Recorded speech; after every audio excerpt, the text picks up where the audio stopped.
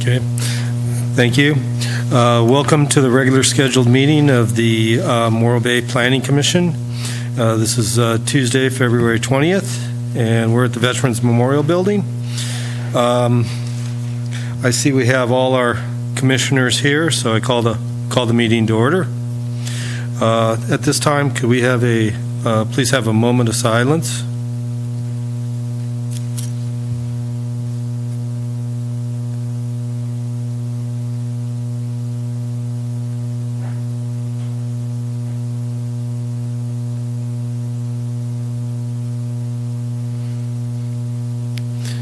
Thank you. Please stand, face the flag, and begin the Pledge of Allegiance. Ready? Begin. I pledge allegiance to the flag of the United States of America and to the republic for which it stands, one nation, under God, indivisible, with liberty and justice for all.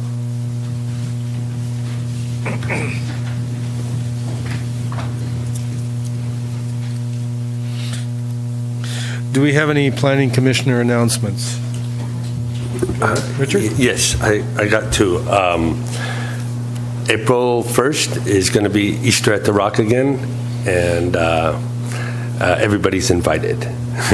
And also on March 11th, Sunday, at the Morro Bay Inn in the conference room in the front, from 1 to 2:30, the Citizens for Affordable Living are having a workshop there. That's the Citizens of Affordable Living. They're known as CAL, is having a workshop Sunday, March 11th, 1 to 2:30 at the Morro Bay Inn Conference Center. Anybody else? Okay. At this time, we'll open to the public for public comment period. This is the time that anybody can come and address the commission on items that are not on the agenda tonight. You'll have 3 minutes. Please step forward and say your name. Hello there. My name is Mandy Davis, and I am here very simply to alleviate a little bit of confusion. That confusion has to do with the new drafts that have gone into the CCC for the harbor, the LCP, and the confusion has been whether or not those new drafts have eliminated some very crucial ESHA. And the question has been posed to staff. Staff apparently hasn't been particularly clear about that. I think it's a responsibility to be clear, but since I haven't been, I will be.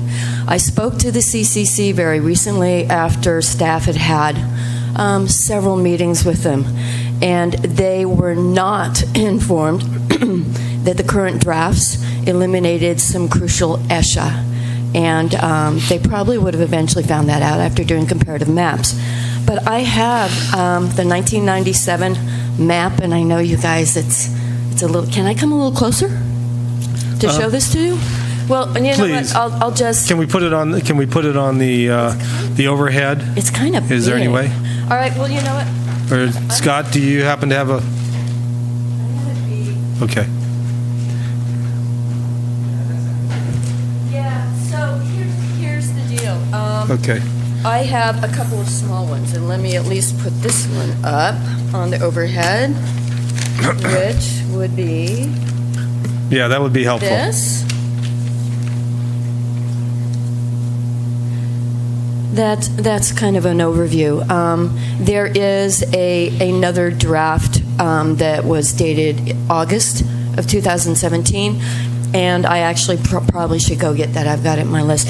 But bottom line is it shows areas that were at one point in time ESHA, and the new maps that have been put in for the CCC's approvals have eliminated ESHA. And I don't know how familiar you are with the harbor, but that crucial ESHA is all eelgrass. And for those of you that aren't aware of it, eelgrass habitat in this area is really huge. Since most of the eelgrass in the Back Bay has died off, the majority of the healthy eelgrass that remains is in the harbor, which is awesome. We have some. So I'm just going to very briefly kind of show you. Could you maybe go to the map on the overhead and just point it out, and then return to the... Yeah, if you've got a pointer, that'd be great. A little laser. I'm sorry, it's a new one. I believe it's this. There you go. It's that Yeah, that way we can all, Okay. everybody can You see. guys, I'm such a techno peasant. I'm just going to go, okay, how do I play with this? Where is it? I don't have my glasses. There we go. Okay. The big map that I have, I'm sorry it's taking me so long, but this is, it's kind of important. The big map that I have is the amended 1997 map, and it shows where all of the ESHA is. It would be in this area. It would be, and these are the marine areas along here, and then it bulges out, which this one doesn't show the bulge. And that's all eelgrass, potentially eelgrass habitat. Then, actually, on the shore side, there's a really thin strip. What has been completely eliminated is the ESHA that's right here around Fairbanks Point. And there's significant eelgrass ESHA there currently, and it has been eliminated off the current maps. And the CCC was not aware of that. That's kind of a no-no. So I'm also suggesting that you guys take a look at those comparative maps. One of them is August of 2017, the one from 1997, and the current one that is in the CCC's hands at this point in time. It will be really clear to you. And the one that the ones you should look at that the CCC has would be 7C and 7E, because it's broken down into subsections. But what I'm also suggesting is, number one, that ESHA has to go back in there. I mean, it is to eliminate ESHA. It's part of the Coastal Act. It takes almost an act of God to eliminate it, and there is no reason for it to be eliminated. But there's also a crucial area where ESHA should be added, and that crucial area is out by Pilot Rock, where there is crucial otter habitat. It is rocky bottom. There's a kelp bed there. On a few occasions, that has been destroyed by dredging, which it should not have been. And that's really, really important for the otter moms. They raft, they wrap up their babies, they feed. So that area actually should be strengthened and increased as ESHA. So hopefully, clearly, you guys understand now, ESHA has been removed. It should not have been. It should be put back in, and the ESHA that we have now should be strengthened as opposed to deleted. Any questions? Okay, go ahead. Could you just tell us what you do for a living? You seem pretty knowledgeable. Yeah, I'm a biologist, but bottom line is I work as a naturalist and guide. I've been living on the estuary. It's been home for 20 years. I take people out on naturalist guided tours on the estuary, and I know it like the back of my hand. I know where all of that eelgrass is, what critters are out there, which ones really depend on that eelgrass and how healthy it is. So when I saw this and I saw that crucial area, especially it's right off of a rookery, you guys, to eliminate ESHA right next to land ESHA where there's a rookery, and if you eliminate that ESHA, that opens that up for the possibility of development. That's just a major no-no. Okay, thank you very much, Mandy. Okay, thanks. Any further public comment? Seeing none, we'll bring it back to the commission. And then, Scott, would you like to address her concerns? So she was referring to maps that haven't been released yet to the public. It's a public. So what happens is we have ESHA maps related to the Plan Morro Bay document, which is the combined general plan, local coastal plan. And the Coastal Commission is reviewing that, and when they're done, we'll take their input and then produce a public draft of the document for public consumption. So it's not something that, to this point, you've seen. Okay. ESHA is dealt with in a different way. Actually, the ESHA map, the ESHA areas have been expanded, what you was saying. The ESHA areas have been expanded, but to deal with eelgrass specifically, we deal with it through policy language, because anytime you have development that's along the waterfront, you have to do eelgrass studies. And so that's how we're dealing with it, as opposed to way back when they mapped a couple of these areas that may or may not have eelgrass in them, and you'd have to do the study anyway. So we're doing it through the policy standpoint as opposed to mapping them specifically. That's the only change. Okay. But again, it's something that you'll be able to review later, and Ms. Davis should certainly, attend those meetings when they're under review. Okay. Would it be possible to tag those areas and on the maps to tag the changes so that it'd be readily available, readily seen between the existing maps and the new maps? Yeah, you can see the differences. Yeah, I mean they're specific in the maps. We have section maps that zoom into all the ESHA areas. They're much more comprehensive now than they were. I mean, the map that we had originally was not very good. It's unclear why they mapped those areas, quite frankly. You can say that it was eelgrass, but there's no documentation that goes along with it.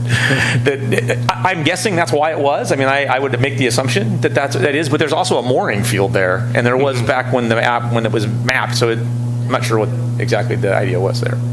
Can't speak to it. I wasn't here then, but I do know that it's important that we deal with eelgrass, through policy language in the document to make sure we're following the California eelgrass mitigation requirements, the camp, and so our documents refer to that to make sure that we're following those requirements and to pick them up so that everybody understands what the requirements are when you come in to do development. I mean, we're not going to have development in the water anyway, other than you'd have north of there, potentially, you could have floating docks and things like that. So, okay. Any other?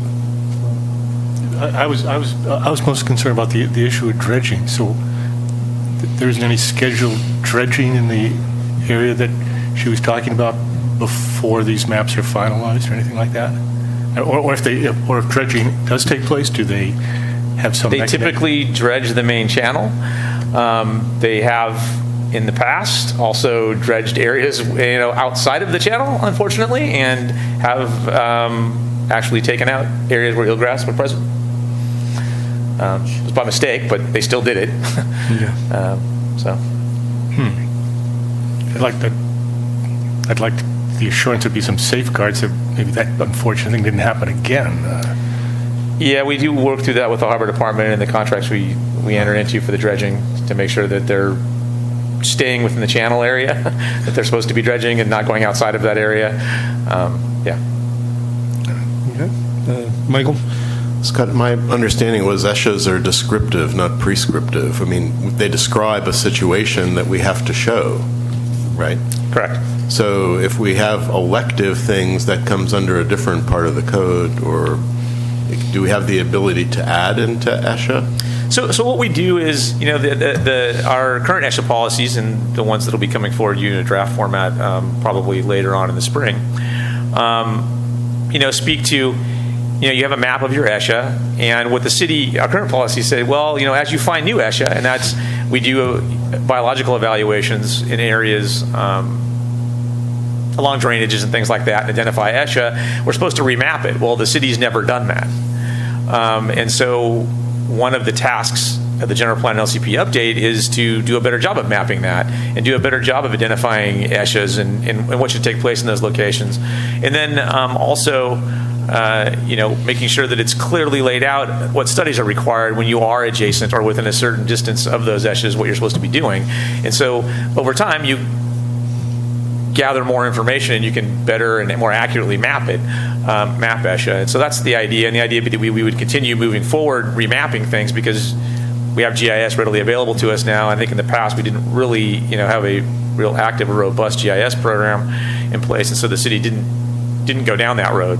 It's unfortunate because a lot of studies have happened and we've identified a lot of ESHAs and then not mapped them. And so we've tried to do a better job with that now and looking at it again with fresh eyes with the consultant group that involves biologists and so forth. Because my recollection is we've reviewed a lot of projects along some of these stream areas, and the buffers there, and then the buffers that are in place north of the power plant around the park, and Tyland's Park, or not Tyland's Park, but Kaiser Park, all the way down to the ocean. and it struck me that when we've talked about these things, we've talked about trying to reinforce them or even take the more liberal interpretation of buffer zones around key points. And so I just want to make sure we're not losing anything. If anything, we're supposed to have gained some. We are. And then you're saying that there may be other ways to do it than to show it on the map, and they're still protected. Yeah, I mean, we had, again, it's unclear where the areas came from. We have policies that deal specifically with ESHA, including the camp, which we're required to follow. And so it to some extent makes, unless we go out and map, we could take some of the work the NEP's done and include that in our maps potentially if we wanted to. It's transitory, it moves. So it's a time and place. It's a snapshot you take now, and then 5 years from now, it doesn't look like that necessarily. So it's better to have the policy that deals with it, so when you're in the water, near the water, doing anything there, that we're getting the studies done, because that's when you want to find it, you want to avoid it, you don't want to have negative impacts on it, that type of thing. So, I mean, that's sort of where all the policy language is going, and it's to provide better maps to at least identify the issues that we have now. And you'll get to see all of this when it comes back. We didn't want to bring it out in a public draft format until Coastal had a chance to see it, because if it doesn't look the way that they want it to look, then you're going to see something, provide comment on it. They're going to look at it and they're going to wholesale changes, and then it gets confusing. And so, because it takes a lot of review on their part, and we want to make sure we've met with them 4 times or 5 now to make sure we're going down the right road. And now we've sent them all this documentation, and so we're hoping to I'm sure we'll get a lot of comments back from them. In fact, we sent it to almost a month ago now, so we should be getting something back within the next week or 2, and then we'll be making changes to address their comments, and then hopefully bringing it forward to GPAC and the Planning Commission for review. I mean, the document's about 90% baked at this point, and was waiting for some additional studies that we've been working on to this point. So by the time you see it, it might be more of the 95 to 99% baked version. So. Richard? Yeah, I just want to mention that the Ocean Protection Scientific Advisory Team are working now with eelgrass, seagrass, and kelp and ocean acidification management tools, and then tying it into the carbon market. It could work. It could work for us as citizens, a actual revenue generating, and that would be beautiful. Okay. Thanks, Scott, and we'll be looking forward to seeing that come forward. Yep. I see we have no presentations, so at this point we'll move on to our consent calendar. We have items A1 and A2. Do we have any discussion on that? Okay. Do we have a motion? Move we approve. Do we have a second? I second that we approve the. Okay. We have a motion and a second. Any discussion on that? Then all in favor, say aye. Aye. Opposed? Passes 5-0. Next is the public hearings. We have B1, case number UPO-507/CPO559, and the site is 2784 Indigo Circle in Morro Bay. This is down in the Cloisters. Do we have a staff report? Yes, sir, we do. Okay, thank you. And thank you, Chairman Lohr. Before we start, I just want to let you know that I did present the commissioners with updated color and materials boards that show a more detailed color and the craftsman style front door and such. So very similar to what was in your packet, but slightly updated. And there are copies available on the table. So the project before you this evening, applicants Richard and Marcella Gelman are seeking conditional use permit and coastal development permit approval for the construction of a single-family residence on a vacant parcel at 2784 Indigo Circle in the northern cluster of the Cloisters subdivision. This is the existing 8,003 square foot parcel. The aerial view on the right shows the 2,000 square foot access easement that connects Indigo Circle to Azure Street, which makes the effective lot area exclusive of the easement 6,000 square feet.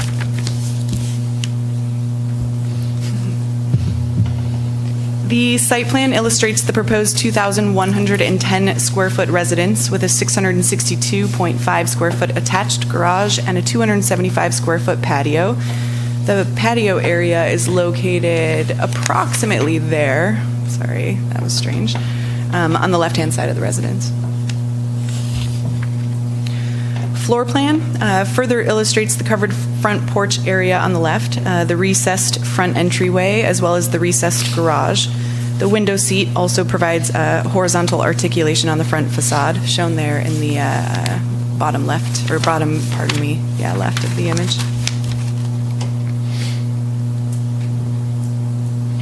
The front and rear elevations illustrating the vertical articulation of the structure. It's also important to note that the proposed structure is very close to the maximum height limit. However, we've had conversations, the contractor is well aware, and with the required height certificate and such, we will ensure compliance with the 14-foot height requirement there.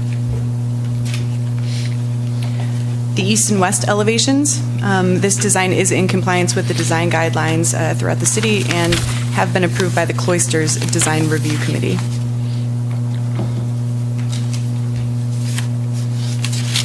The architecture of the proposed residence is California bungalow in style, and it includes low-pitched gabled roofs with variable ridge heights and triangular knee braces, a covered and articulated front entryway with a craftsman-style front door, and a recessed two-car garage with two defined garage doors. It's also important to note that the applicants have included universal design standards in the proposed house, ensuring full handicapped accessibility throughout. The landscape plan for this project illustrates the designer's focus on native and drought-tolerant species as required by the design guidelines, as well as the use of permeable pavers throughout the site. Therefore, it is staff's recommendation that the Planning Commission adopt Resolution 04-18, which includes the findings and conditions of approval for permit UP 0507 and CP 0559 for the proposed project at 2784 Indigo. Thank you. Okay, thank you, Joan. Do we have any questions for staff? Okay. Seeing none, I'll open this up for public comment. Would the applicant like to address the commission? Yes, thank you. Marcella Gelman, 2784 Indigo Circle. Gentlemen, I just wanted to comment on three of our primary objectives when we designed the house, and that was energy efficiency, water efficiency, and the ability to age in place. Regarding energy efficiency, we've incorporated both passive and active solar, including battery backup, and we're including solar for an electric vehicle, and we'll also have an electric vehicle charger. Regarding water efficiency, you'll see on the landscape plan that we have three 130-gallon slimline rectangular rain barrels that have an irrigation system going out to the landscaping. And we'll also have a gray water system utilizing gray water from the washing machine and selected showers that can also go into the landscaping. Regarding aging in place, as Joan mentioned, we've utilized universal design features, starting with a no-step entryway into the home, 36-inch wide doorways throughout, and a roll-in shower in the master bath, and sufficient space in the great room, the kitchen, master bed, master bath for wheelchair accessibility all around. And we do have tonight with us Jim Randine from Nordic Builders. He designed our home, and he's also our contractor, so he'll be able to answer any questions you have regarding the design or technical questions. Thank you. Okay. Thank you. Do we have anybody else that wishes to speak? Okay.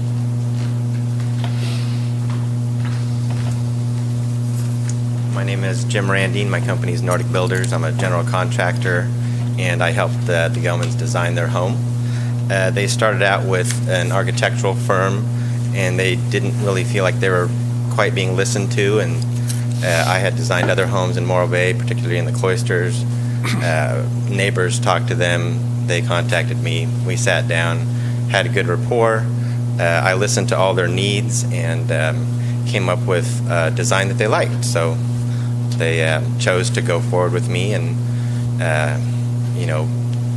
improve the design and want to have me build the house. Some of the things that they wanted in their house that they didn't mention, they had a wish list of items along with, a nice aesthetic that went with the neighborhood. They wanted a great room that was in one rectangular shape versus L shape. That was important to them. So we got that in there. A covered porch for exterior living, extra room for crafts, a guest room that was opposite the living space for privacy for the guests, a mudroom, and a large garage with workspace.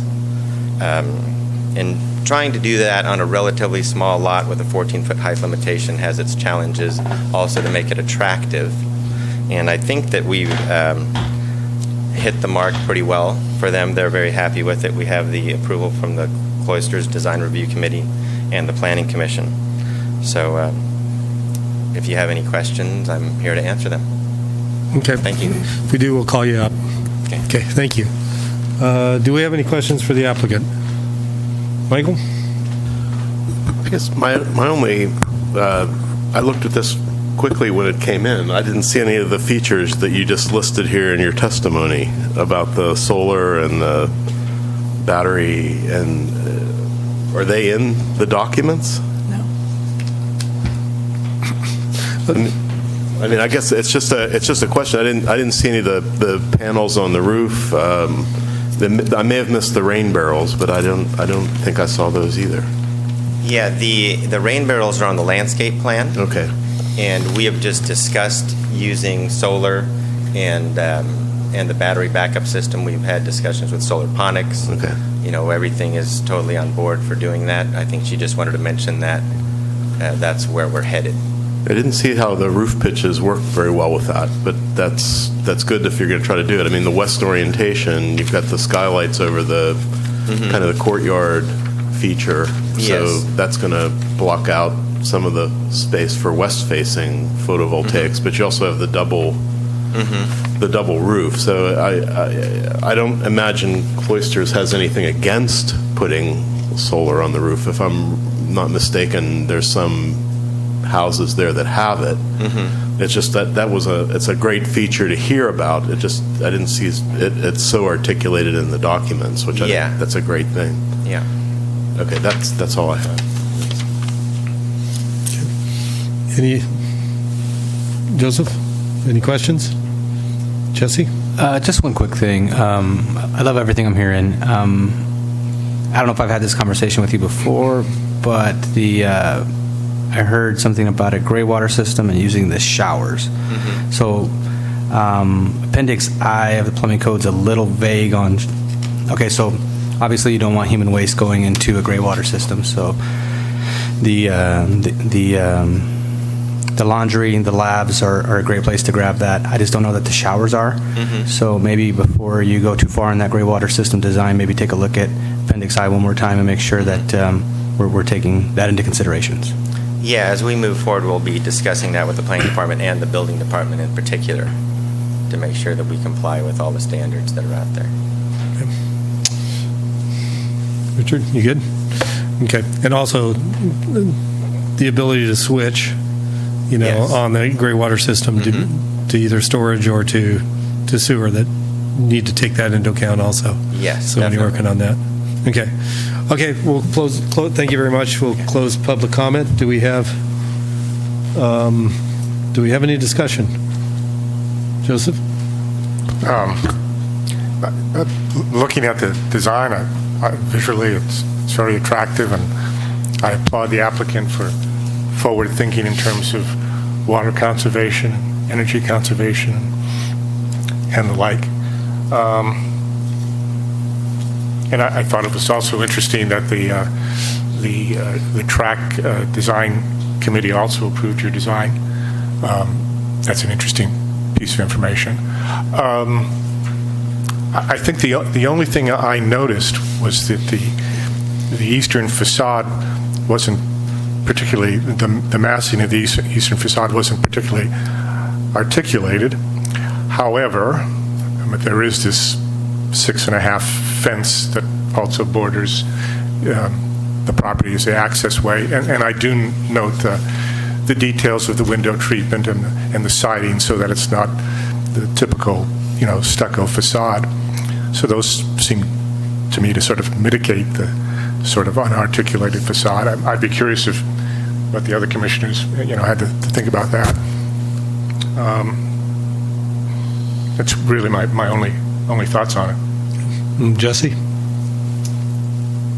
I just want to say I think you've done a wonderful job. I think it's hard to build on all the requirements that you gave Jim, and then on such a small lot, I think you guys did a really good job. Michael? Yeah, I agree with Joe. I think the east is a little plain, but there is some window breakup to that kind of really long gutter line that's there. I think the thing that I really prize about the cloisters is we don't have any of these large yard kind of issues that we have in other places. They typically have really tight, dense, well-designed spaces, and so critical to that is looking at the design guidelines. And I think if this was on a typical, much larger lot, I'd be concerned about how unbroken up that east facade is. It's also next to a public path that goes through, so in theory there's people going through there, but I was talking with the commissioners before real quickly. I don't remember ever walking that path, and I walk down that way all the time. So I'm not going to hold it up because of that. I think if you look at some of your adjacent homes there, nobody has a length of side that probably has that length of lack of articulation on it. But I think there's enough other things going in its favor. The dominant facades are pretty good, and I think the back, given the nature of what's going on inside the house, the back is especially that north elevation is especially well handled to break up what's happening, because that's kind of one continuous space back there. So I'm okay to go ahead and thank you for doing the gray water, rainwater, and solar. Richard? Yeah, I totally agree with the energy and water, especially the water conservation things in the landscape plan. I also I like the front facade with the two garage split like that, and different roof lines. I do got a question for you guys. You mentioned that the height is close, yeah? Yes, sir. Do you have some, because for me personally, I don't kind of trip over inches, you know what I mean? But if you have a 14, and you go up to 14.4, I've had a situation similar to that, and it was totally luck. I came in within like 5/8 of an inch. That was just luck, But do you have some leeway in discretion with that? So normally what happens is, we'll have them certify, their form elevations for their finished floor, and for setbacks when they do the forms, and then we have them certify at framing inspection for the height, and then we know the type of material they're putting on the roof, and then we look at that. So we get all the numbers, and usually we have it pretty dialed in. If they're building per the plan, and we can certify that the foundation of what the height is, then build up in the plans, unless they don't build the correct height. Yes. Yeah. Per the plan, then we don't usually run into problems. If they did, then we'd have to take that into consideration. Do you measure finished product from the height when you're complete final? So we take up what the buildup would be.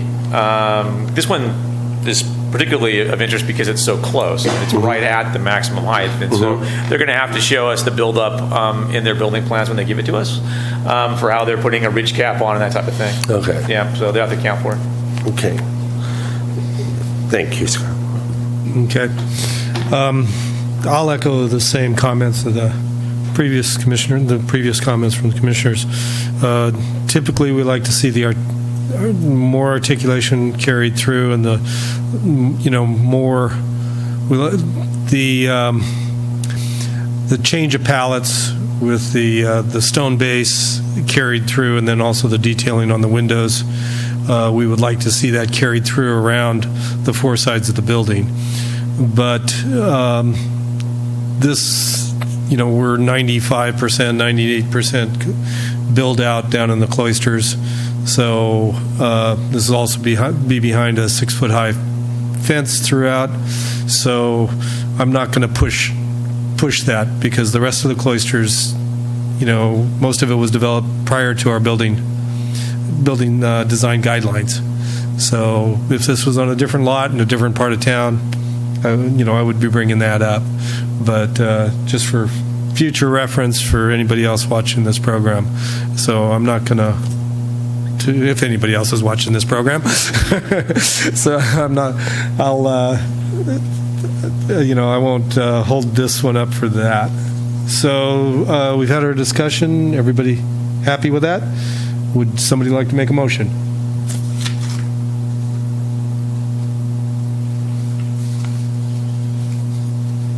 Okay.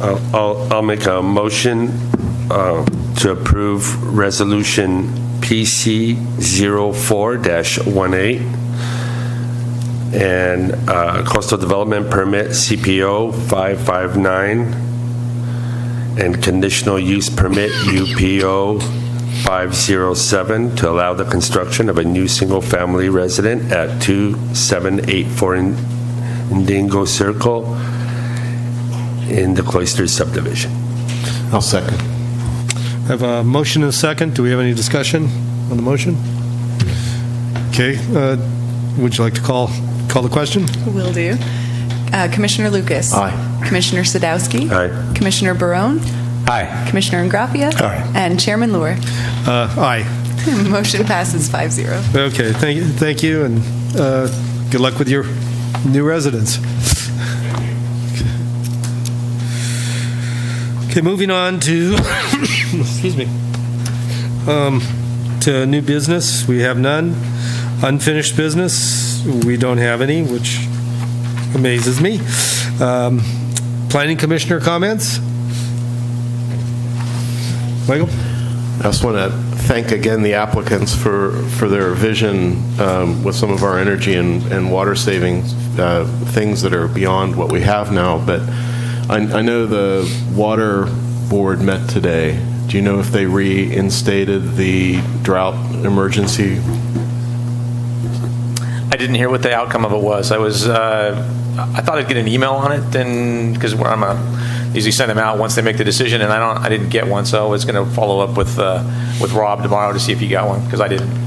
I just want to say, with the way the winter's gone, I'm very concerned that we had one good year and we've lost some of our momentum toward thinking, and I think this feeds into the wastewater recovery plant thinking as well. And I think we really need to be extremely strategic right now. And I just appreciate that if we have every house coming forward this way, we're gonna start knocking down the average consumption per household.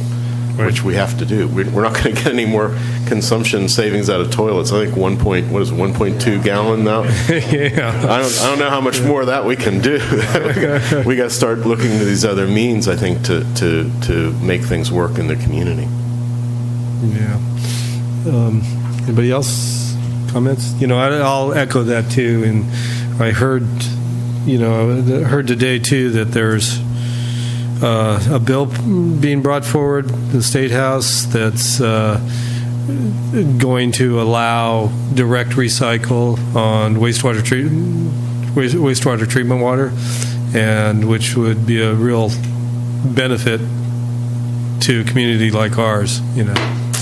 So I hope that one goes through and doesn't get caught up in the stigma. So. Okay, Community Development Director's comments. Okay, as I think I mentioned at the last Planning Commission meeting, we've We booked you guys for the Planning Commissioners Academy, all right, in Monterey. I have a question for you all. So we sent you a confirmation of those via email, so you should have gotten the confirmation for your for the bookings for both the conference itself and for the hotel. I made sure that we followed back up and made sure that we paid the hotel and didn't just reserve it, so you guys won't be on the hook for that. So we did that, but what it doesn't cover, and which we would pay you back for, would be mileage. There's certain reimbursement for meals and those types of things. So my question to you is, I can give you our reimbursement policies if you want. I can put together, like a folder if you guys want, with a thing you can put your receipts in if you want. I can also put the schedule for the conference on there if you want it. It's kind of up to you guys whether you want that or not. Otherwise, I could just send you the policy electronically, and you can go from there. And then you'll have to give your receipts over to me, and then we'll go through the reimbursement process that way. It's kind of up to you, but I could put together a package for all of you if you want. It's kind of up to you. If I'm not mistaken, it's one of the few things that is deductible because of our pay.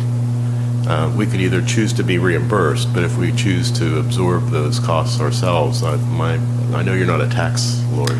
I believe you're correct. I think those are deductible still. Yeah. So Okay. it's up to you all. I would rather know the policies than not know the policy, so. Yeah, so the question is, do you want me to, I can email them to you and you can look at them that way, or I can put together the little folder thing, that's 3-ring binder, small one, and it can have the little thing in it that you can put your receipts in, and it has the policy in there in case you're wondering what it is, and then it would have the agenda thing for the meeting as well. It doesn't take a whole lot of effort on our part. Happy to do it if you want it. If you don't, I'll just send it to you electronically. I prefer it electronically. Okay. Yeah, I'm save the work in the paper. I'm fine electronically. I wouldn't mind having a folder, Scott, because I lose things. I don't want to give you more work, but I can't. When it comes to that stuff, it's better. I want to make it easy for you guys, however you want. Cool. I'm happy to serve it up whatever way you want it. So, Michael, you got a preference? Send it on, but I'm probably going to eat this one myself, literally. Just by email or in the. Send it by email. Okay. All right. Yeah, and I'm good either way on that. Okay. No further comments. At this point, we'll adjourn to the next regularly scheduled Planning Commission meeting at the Veterans Memorial Building at 209 Surf Street on March the 6th, 2018 at 6 p.m. Thank you.